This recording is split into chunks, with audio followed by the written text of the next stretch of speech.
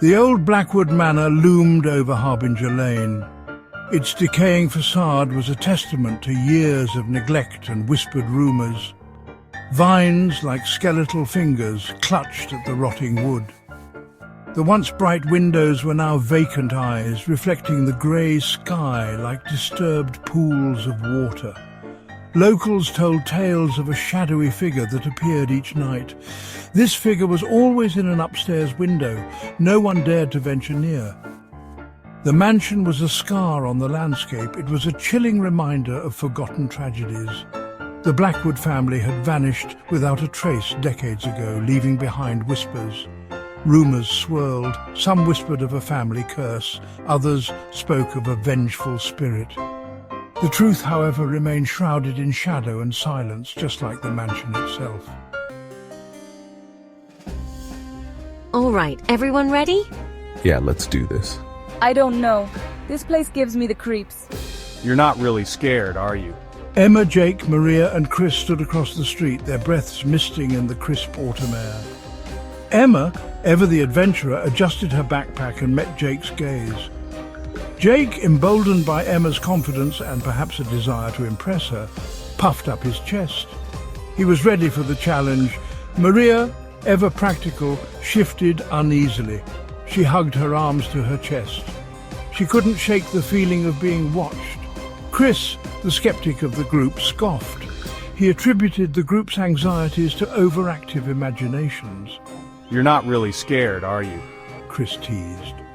His tone was light, but his eyes darted nervously towards the mansion.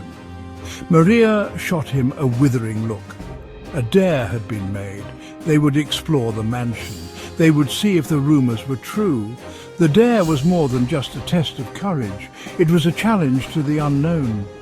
It was a way for these friends to confront their fears and prove their bravery, to each other and to themselves. The old iron gate groaned, as if disturbed from a long sleep.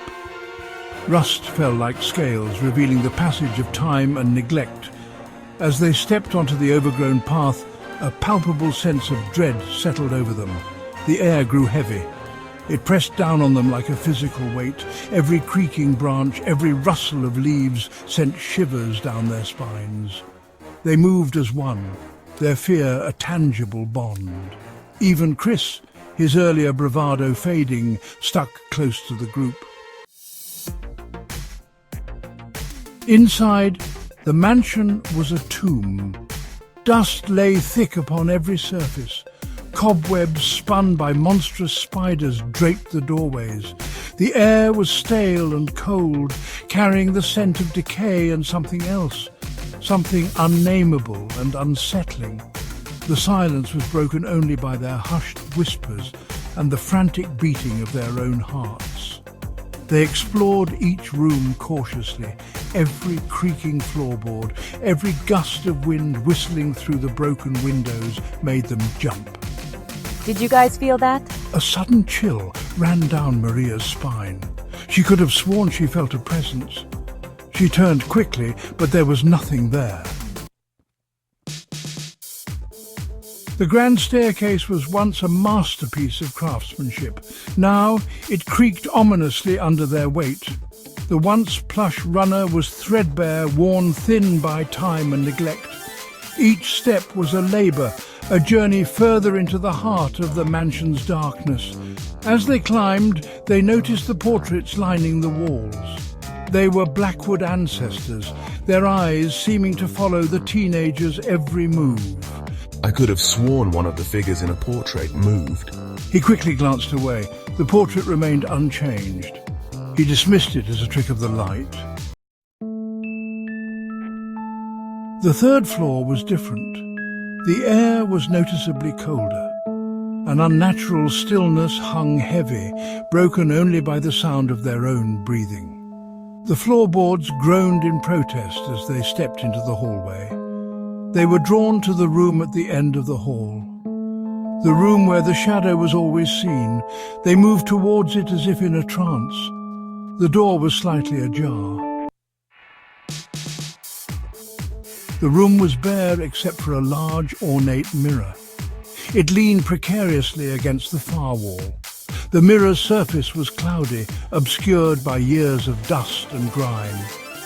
The air in the room crackled with an unseen energy. Then they saw it.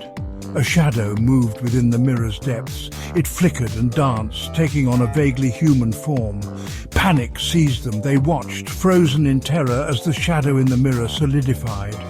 It emerged from the reflective surface, no longer a mere reflection. It was a figure of darkness, its eyes glowing with malevolent intent. They didn't hesitate. They didn't scream. They turned and fled, racing through the mansion, their fear lending them speed. They scrambled down the grand staircase, their footsteps echoing in the silence.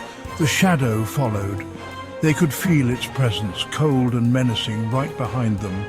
They burst out of the mansion, gasping for breath, their lungs burning. They didn't stop running until they were far from Harbinger Lane. They didn't look back. The mansion stood on the hill. It continued to stand, as it always had, a monument to darkness and despair. The shadow they knew remained. It was trapped within those decaying walls, a prisoner of its own malevolence. They never spoke of that night again. The memory was too terrifying, too real. Sometimes late at night, Emma would wake from a nightmare. She would imagine the shadow. It was in her room, its cold eyes watching her from the darkness.